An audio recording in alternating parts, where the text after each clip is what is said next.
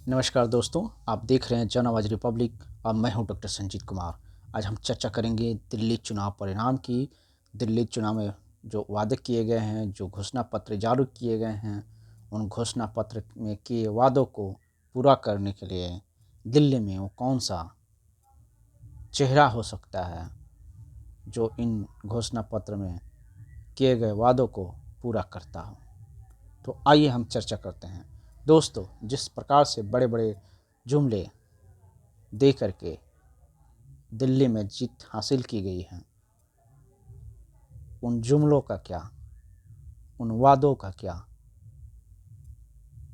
वो कौन सा चेहरा होगा जो किए गए वादों को पूरा कर पाएगा।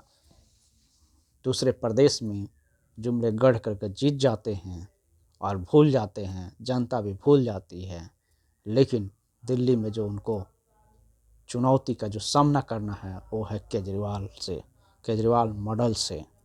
चूँकि जिस प्रकार से केजरीवाल ने दिल्ली में अपने काम किए हैं, उन काम को जनता भूली नहीं है। जनता वहाँ पे आज भी केजरीवाल को मिस कर रही है। लेकिन बीजेपी अगर सत्ता प्राप्त कर ली है तो अपने किए वादों को अगर नहीं पूरा करती है तो 5 सालों के बाद फिर यही जनता मोदी जी को और बीजेपी को उखाड़ करके फेंकने वाली है।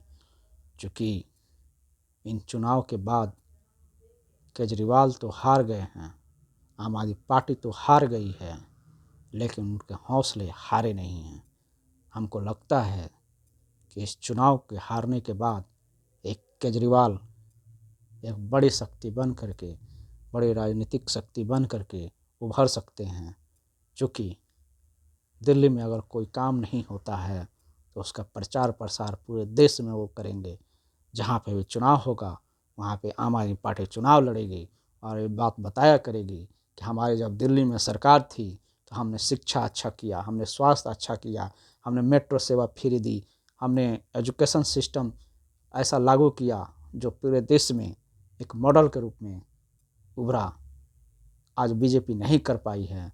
तो बताइए दोस्तों, जिस केजरीवाल मॉडल की चर्चा वो पूरे देश में करेंगे और उस मॉडल को हरा करके बीजेपी चुनाव जीती है, तो ऐसे थोड़े बैठ जाएंगे केजरीवाल। पूरे देश में जहाँ पे भी चुनाव होगा वहाँ पे अब जोर शोर से अपने पार्टी का प्रचार करेंगे और पार्टी को मजबूत करेंगे। वहाँ पे अपना पार्टी का प्रभुत्व बढ़ाएंगे। वहाँ पे ये दावा करेंगे कि हम दिल्ली में क्या दिए थे और बीजेपी क्या दे रही है। तो बीजेपी को सचेत रहना होगा। यहाँ तक कि बीजेपी बहुत ही सतर्क रहती है। बीजेपी केजरीवाल को हराने का प्लान 2020 से कर रही थी दोस्तों। क्योंकि जो 2020 में जब चुनाव हुए थे, उस चुनाव के बाद जब आम आदमी पार्टी पंजाब में जीती तो बीजेपी को ये लगने लगा कि अब उसे टक्कर कांग्रेस से नहीं आम आदमी पार्टी से मिलने वाली है। उन चुनौतियों का सामना उसने गुजरात में भी किया, गोवा में भी किया। इसलिए केजरीवाल को और आम आदमी पार्टी को ख़त्म करना चाहती थी बीजेपी, और इसके लिए वो पिछले 5 सालों से काम कर रही थी। लेकिन इस हवा को शायद केजरीवाल समझ नहीं पाया, दिल्ली की जनता समझ नहीं पाई, और बीजेपी में स्लीपर सेल एक्टिवेट कर दिए गए दिल्ली चुनाव में केजरीवाल को हराने के लिए, आम आदमी पार्टी को हराने के लिए। तो बीजेपी का वो कौन सा चेहरा होगा जो केजरीवाल मॉडल से भी बेहतर मॉडल दिल्ली में स्थापित करेगा और उस मॉडल के ज़रिए वो फिर से पूरे देश में राज करेंगे। तो ऐसा कोई चेहरा तो दिखाई नहीं देता।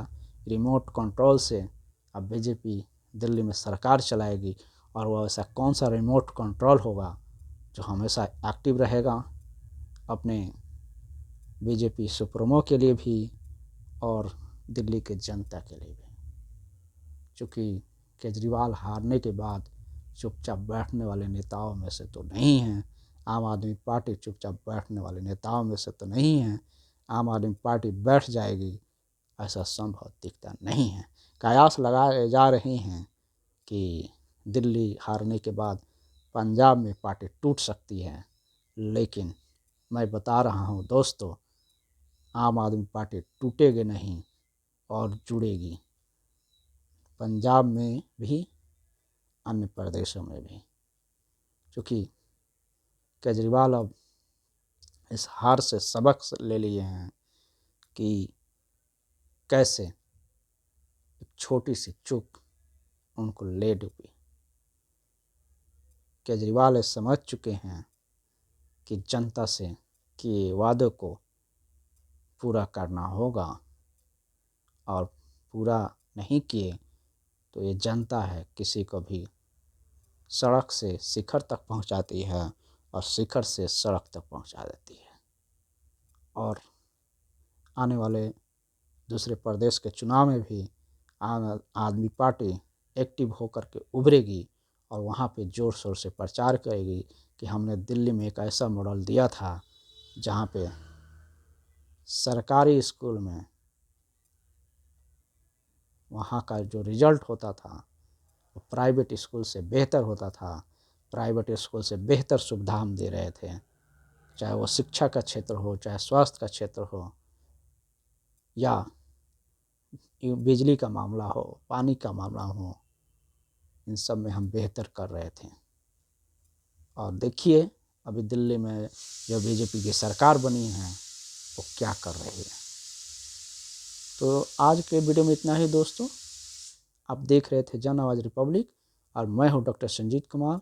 आप मेरे वीडियो को अधिक से अधिक लाइक कीजिए, शेयर कीजिए, सब्सक्राइब कीजिए, ताकि आगे से हम और वीडियो इसी मुद्दे पे लाते रहेंगे और आपकी आवाज़ सड़क से लेकर के सदन तक